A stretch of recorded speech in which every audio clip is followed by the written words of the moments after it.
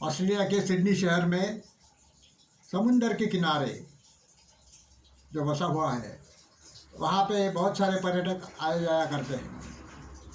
साथ ही इसमें कुछ पर्यटक जो थे, इजरायली जू थे, वो अपना एक त्यौहार था हनुक्का नाम का, वो मनाने के लिए वहाँ पे एकत्रित हुए थे।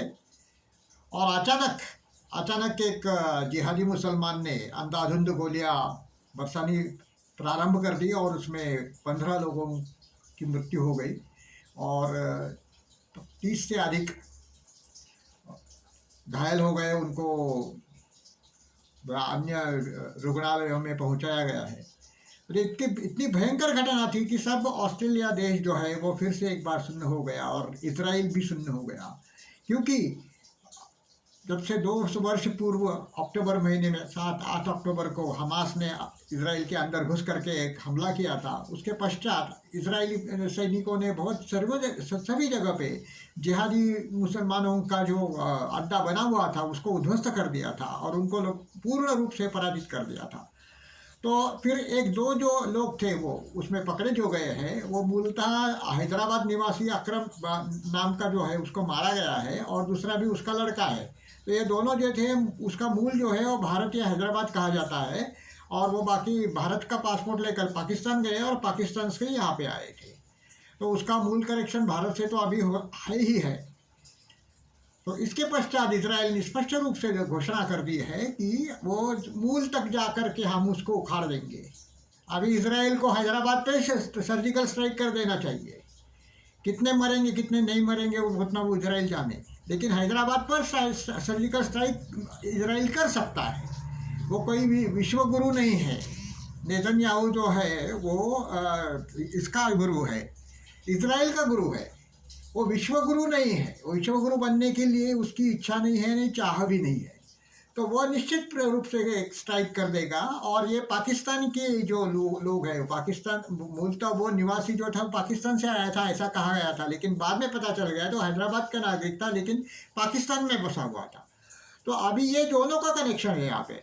तो अभी देखते हैं इसराइल किसके ऊपर कार्यवाही करते हैं, हैदराबाद पे ऊपर सर्जिकल स्ट्राइक कर देते हैं या सीधा स्ट्राइक जो है वो पाकिस्तान के मूल में कर देते हैं। क्योंकि उनको ट्रेनिंग देने का ये काम जो है, बाकी सब साधन उनको देने का काम जो है वो पाकिस्तान ही करता रहा है।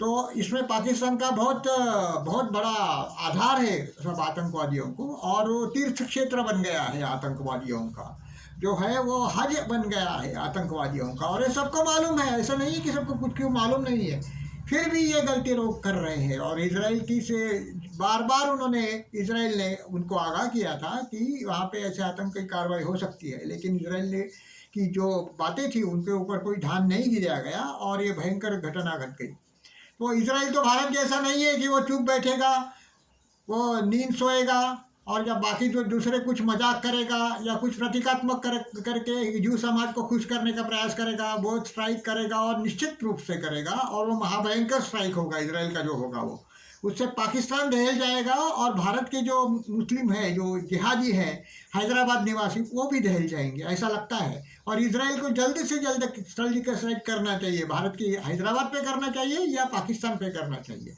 तो उनको सबक सिखाया जा सकता है। इसराइल तो अपनी बात जो है वो कहता है और उसके अनुसार करता भी है। भारत नहीं करता है, नहीं करता है, कभी कभी कहता है और करने का जब समय आ जाता है तो फिर वो कुछ न कुछ तो बहाने बना करके इससे निकल जाता है। अभी ये करने का समय आ गया तो प्रतीकात्मक मंदिर निर्माण किया गया गोवा में, राखे राम मंदिर सबसे बड़ा मंदिर बनाया, तो हिंदू समाज खुश है। और हिंदू समाज भूल गया कि इतने लोगों की हत्या हुई थी, वो कितने लोगों के बॉम्ब में मारे गए थे। तो उनका कोई ये नहीं है, गम ही नहीं है ना। क्योंकि कैसा है कि ये जो वाफ है, ऐसा बोलते हैं ना कि वो जो अंदर से दबी हुई रहती है, तो वो उसको निकल जाने के लिए कि कुछ ना कुछ तो एक ये बहाना देना चाहिए, या इसको जगह देनी पाएगी। तो यह अभी वाफ निकल जाएगी तो फिर वो गुस्सा भी लोगों का शांत हो जाता है और लोग जय भो मोदी, हर हर मोदी करने लगते हैं। तो ये ऐसा सिलसिला जो है भाई अपने यहाँ तो चलता रहेगा। अभी देखेंगे इसराइल इसके ऊपर क्या कार्रवाई करता है, तो उसके ऊपर सब जो बाकी जो है वो निर्भर करेगा। पाकिस्तान के विरुद्ध क्या कार्रवाई करता है, ये सबको देखने की बात है अभी बन गई। और दूसरी बात के ऊपर अभी ये जो राष्ट्रीय प्रश्न जो है उसके ऊपर अपने सबने उसके अपने अपने जो विचार जो है तो वो रखे थे, कैसे हो गए थे वो। और दूसरी बात जो है वो एक मोदी जी के संबंध में कुछ मूर्ख लोग जो है वो भविष्यवाणियां कर रहे हैं, और उसमें हमारे महाराष्ट्र के आदरणीय नेता बाबा भी सहभागी हो गए हैं। उन्होंने भविष्यवाणी कर दी है कि 19 तारीख को मोदी जी निवृत्त हो त्याग पत्र देंगे और दूसरा कोई महाराष्ट्रीय आदमी पंतप्रधान हो जाएगा। तो उनके क्या कहा जाए उसमें। अभी पृथ्वीराज चौहान जैसे व्यक्ति ऐसे ये विचार करते हैं, ऐसे विचारों की उनकी सोच है और ऐसा बोलते हैं, इसके ऊपर कोई विश्वास नहीं कर सकता। मैं तो खुद भी करूँगा, लाखों करोड़ों लोग भी नहीं करेंगे महाराष्ट्र के, क्योंकि वो बहुत गंभीर राजनीतिज्ञ है, बहुत सीरियसली अपनी राजनीति करते हैं और जो बात कहते हैं उसमें कोई दम होगा तो ही वो कहते हैं। लेकिन अब पिछले 2 सालों से देखा गया है कि वो कुछ भी बोल रहे हैं, कुछ भी कर रहे हैं, और ये इसके पीछे क्या उनका तर्क है समझ में नहीं आ रहा है। बहुत सारे लोगों ने भविष्यवाणियां कर दी है कि 19 तारीख को मोदी जाएंगे और दूसरा प्रधानमंत्री होगा। तो ये जो भविष्यवाणी जिन्होंने की है वो तो अभी जो वायर है या दूसरे जो है वो चैनल है वो तो आपको सबको मालूम है कि वो सब विदेशियों से मिले हुए कौमी वामी और वो जो बाकी जो राष्ट्र के शत्रु है उनसे मिले हुए वो ये भविष्यवाणियां कर रहे हैं। ऐसा कुछ तो होने वाला नहीं है। मोदी जी प्रधानमंत्री रहेंगे और जो है उनसे अपेक्षा है उनकी पूर्तता उनको करनी चाहिए, ये हमारा कहना है। ऐसा हम नहीं कहेंगे कि उनको ये निकाल करके किसी और लोग और व्यक्ति को, योगी जी के अलावा किसी और व्यक्ति को अभी लाएं। उनके अगर निवृत्त होने का समय आ गया है तो उनको निवृत्त हो करके योगी जी को सत्ता देनी चाहिए, किसी अरे गहरे को नहीं देनी चाहिए। ये जो लोग जो है उनको ऐसा लगता है कि मोदी अगर गया तो उसके स्थान पर गडकरी आया तो अपना भला हो जाएगा, ये भी उनकी लोगों की सोच है। तो इसलिए वो जानबूझ के बोल रहे हैं कि महाराष्ट्र में से कोई व्यक्ति पंतप्रधान होगा। तो शायद उसके पीछे गडकरी है, ऐसा भी कोई लोग वो बोलते हैं। पता नहीं है क्या हो रहा है, कुछ नहीं हुआ। गडकरी की तो महत्वाकांक्षा पहले से ही प्रधानमंत्री बनने की है, लेकिन कैसा है कि उनकी लोकप्रियता जो है वो 1% लोग भी उनको चाहते नहीं है शायद कि वो प्रधानमंत्री बने। तो पिछले दरवाजे से आने की शायद उनका प्रयत्न रहेगा, पता नहीं है क्या है। इसके लिए वो लोग उनको सहकार्य कर रहे हैं, लेकिन ये बहुत गलत भविष्यवाणी ये लोग कर रहे हैं और जिससे राष्ट्र की हानि हो जाती है। कि इसकी मोदी जी की बदनामी करने का एक षड्यंत्र बहुत सारे लोगों ने बनाया है। मोदी जी ने हिंदू समाज के लिए कुछ नहीं किया, हम कहते रहेंगे और अंत तक जब तक उन्होंने कुछ करते नहीं वो तब तक तो करते रहेंगे, क्योंकि हम धर्म के लिए और धर्म की ध्वजा लेकर के खड़ा होकर के बोलने का प्रयास करते हैं। लेकिन उनके ऊपर कुछ भी लांछन लगाना, कुछ भी गलत आरोप कर देना, ये बहुत निंदाजनक है।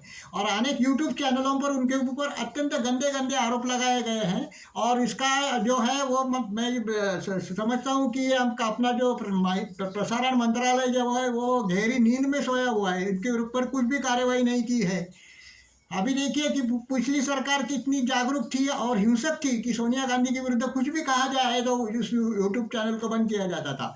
अभी मैं ऐसे अनेक यूट्यूब चैनल आपको बता सकता हूं जिसमें मोदी जी की बहुत अत्यंत गंदी गंदी रूप ये दिखाई गई है, चित्र तो दिखाए गए हैं और उनके संबंध में कुछ बातें कही गई है कि जो पूर्णतः असत्य है, तो उनके ऊपर कुछ भी कार्रवाई नहीं है। ये जो है ब्रॉडकास्टिंग मिनिस्ट्री जो है वो काम अपना नहीं ठीक तरह से कर रही है, तो उनको ये उस बात को नज़रअंदाज नहीं करना चाहिए। देश के सर्वश्रेष्ठ व्यक्ति को, देश के सर्वश्रेष्ठ पद पर अधीन व्यक्ति को अगर इतना बदनामी झेलना पड़ता है तो फिर वो ये बहुत भी गलत बात हो रही है। इसके ऊपर कार्यवाही होनी ही चाहिए और अनिर्बंध स्वतंत्रता का प्रयोग किसी को भी नहीं करना चाहिए। मोदी जी ने अनिर्बंध स्वतंत्रता का प्रयोग करने दिया है उनको और वो कुछ भी उनके ऊपर भोगते हैं। कोई कहता है कि उनका ये निकले ताबूत निकलेगा, कोई कहता है उसको उखाड़ देंगे, ले देंगे और उनको ये गाड़ देंगे, ऐसा कुछ भी कह रहे हैं। ये बहुत ही अनुचित है। इसके ऊपर कुछ ना कुछ तो प्रतिबंध लगाना चाहिए, उसके ऊपर कुछ ना कुछ तो कानूनी कार्यवाही होनी चाहिए, ऐसी हमारी मांग है। यह निश्चित रूप से ये अपने देश की संस्कृति के लिए और अपने लोकतंत्र के लिए बहुत घातक चीज़ जो है वो कांग्रेस और कांग्रेस के पिट्ठू लोग जो है वो कर रहे हैं और उनको करने देने के लिए ये भी उसमें जिम्मेदार है उतनी अपनी शासन यंत्रणा जो है वो उनको अपने इसका पालन व्यवस्थित रूप से करना चाहिए और उनको जो दंडित करने की जो नीति है उसका प्रयोग उनके ऊपर करना ही चाहिए।